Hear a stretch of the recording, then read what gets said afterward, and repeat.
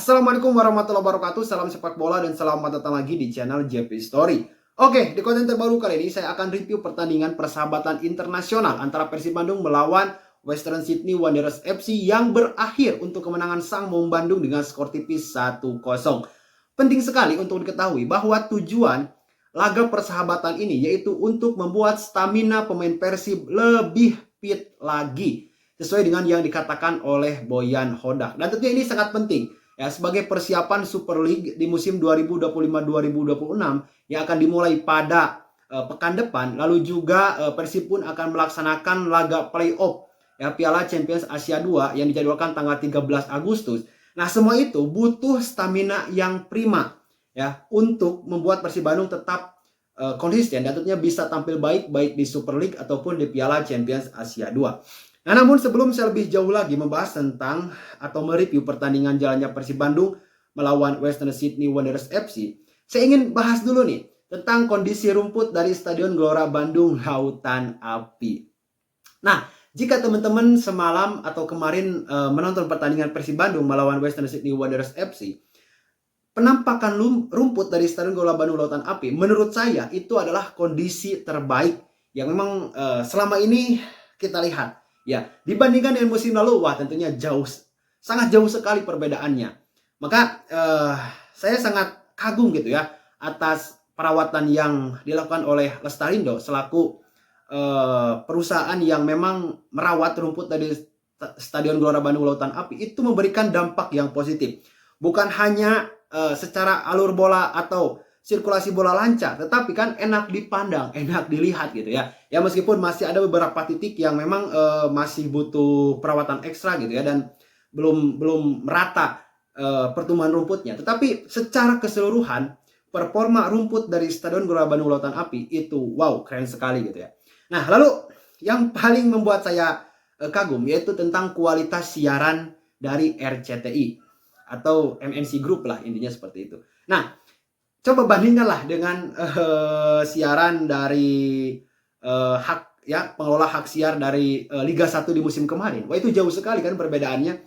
Bagaimana kejernihan tayangan, lalu juga tidak terlalu banyak ngezoom-zoom yang memang nggak perlu. Lalu juga kamera itu menyorot ke peristiwa-peristiwa yang memang semestinya ditonton oleh penonton di rumah gitu ya. Tidak momen lagi serangan, terkadang kan malah nyorot ke penonton atau ke bench pemain atau ke pelatih gitu ya. Nah, jadi kelihatan profesional sekali. Nah, saya harapkan kualitas siaran kita itu lebih baik lagi tentunya, apalagi Super League yang memang semua negara, semua liga di Asia Tenggara, di Asia, di dunia itu akan melihat gitu ya perkembangan liga kita. Maka bukan hanya kualitas permainan saja menurut saya yang harus memang diperbaiki, tapi kualitas siaran juga sangat mendukung sekali untuk kemajuan sepak bola di Indonesia. Nah, kita harapkanlah ke depannya mudah-mudahan PSSI atau PT Liga Indonesia Baru atau PT LIB itu betul-betul mempersiapkan ke arah sana.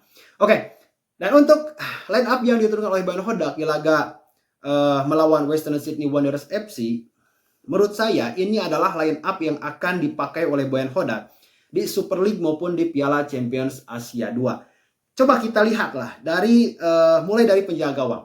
Nah, penjaga gawang semalam itu diturunkan Teja Paku Alam. Ya, kenapa Teja Paku Alam? Karena nampaknya Boyan Hodak ingin menguji pemain itu betul-betul secara regulasi Super League, ya kan? Dengan 7 pemain asing yang memang bisa main di atas lapangan, lalu juga 2 sebagai cadangan yang ada di daftar susunan pemain. Lalu sisanya itu adalah pemain lokal atau bisa juga pemain yang memang punya KTP Indonesia. Nah, Teja Paku Alam dipilih dan Adam Pesibek itu berangkat dari bangku cadangan. Lalu juga di posisi center back itu diisi oleh Gio Cesar dan Patricio Matricardi, dan Pran Putros ini yang paling saya membuat kaget gitu ya. Ternyata Pran Putros itu ditempatkan di back sebelah kiri.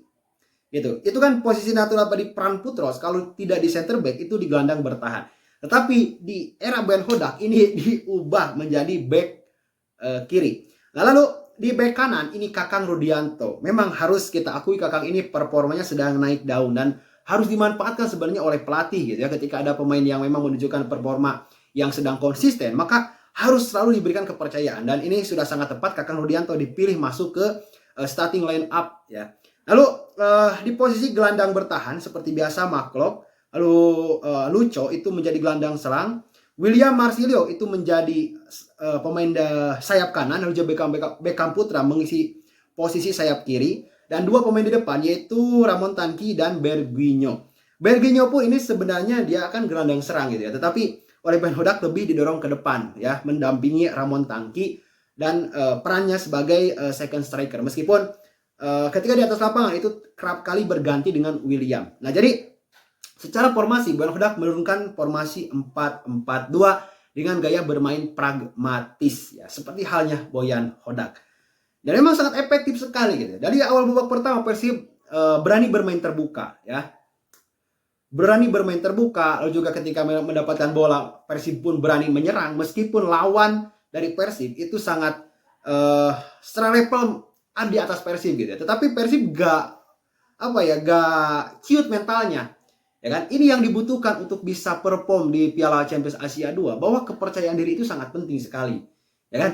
Nah, tetapi ada dua hal yang memang menurut saya ini harus betul-betul dihindari ya ketika memang tampil di Super League ataupun di Piala Champions Asia 2. Yaitu kesalahan-kesalahan yang memang sangat mendasar, seperti salah passing, ya kan? Lalu salah antisipasi, itu harus benar-benar diminimalisir, meskipun ya kan namanya kesalahan kan selagi kita masih hidup kan tentunya pasti ada juga. Nah, tapi ada dua peluang yang memang justru nyaris menjadi gol ke gawang Persib Bandung di babak pertama. Ya kan? Peluang pertama untung saja Teja Paku Alam cepat maju dan refleksnya betul-betul tepat mengenai bola. Jadi bola yang tadinya diarahkan ke gawang itu bisa dipantulkan dan keluar dari lapangan. Sedangkan satu lagi itu kena tiang gawang.